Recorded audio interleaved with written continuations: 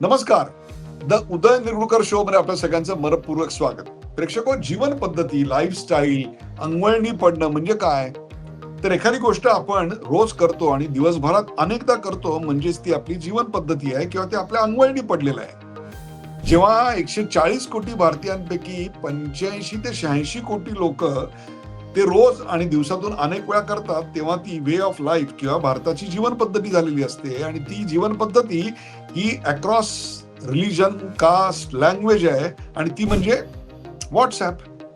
सकाळी उठल्या उठल्या आणि रात्री झोपताना आपण जे नक्की आवर्जून चेक करतो ते म्हणजे व्हॉट्सअपवर कोणी काय लिहिलंय किंवा फेसबुकवर कोणाचं काय स्टेटस आलंय. त्याच्यावरचे रील्स बघणं हे आपल्या जीवनातला आता अविभाज्य भाग बनलेला आहे.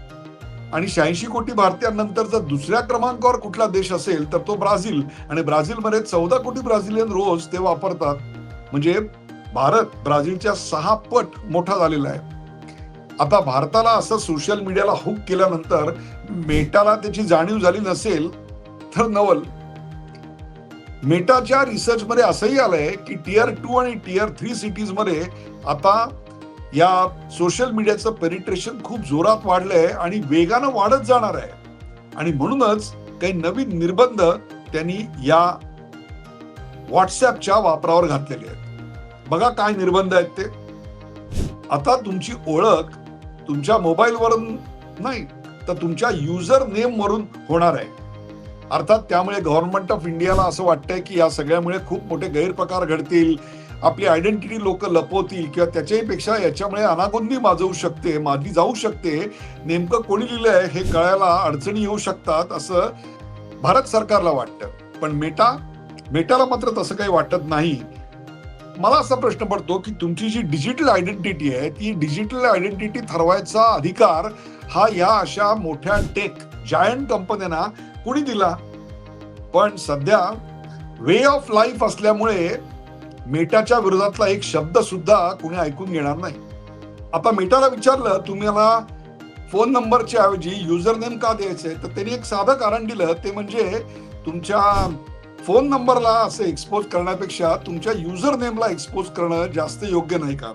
म्हणजे याचाच अर्थ असा आहे की समजा आता माझंच नाव उदय निरगुडकर, मला जर व्हॉट्सअपला ऍड करायचं असेल तर तुम्ही काय कराल? तुम्ही माझा मोबाईल नंबर घ्याल आणि मला ऍड कराल. पण आता असं नाही. आता उदय निरगुडकरला एक युजर नेम असेल. आता मी समजा युजर नेम अमिताभ बच्चन असं घेतलं तर 2 प्रश्न उपस्थित होतात. मी नेमका कोण हे कळणार नाही. आणि दुसरी गोष्ट, मग अमिताभ बच्चननी कोणता युजर नेम घ्यायचा?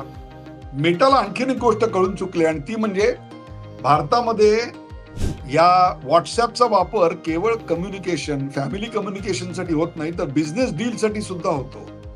स्टेटस अपडेटसाठी फक्त होत नाही तर स्वतःचं स्टँडर्ड ऑफ लिव्हिंग अपडेट करण्यासाठी सुद्धा होतो.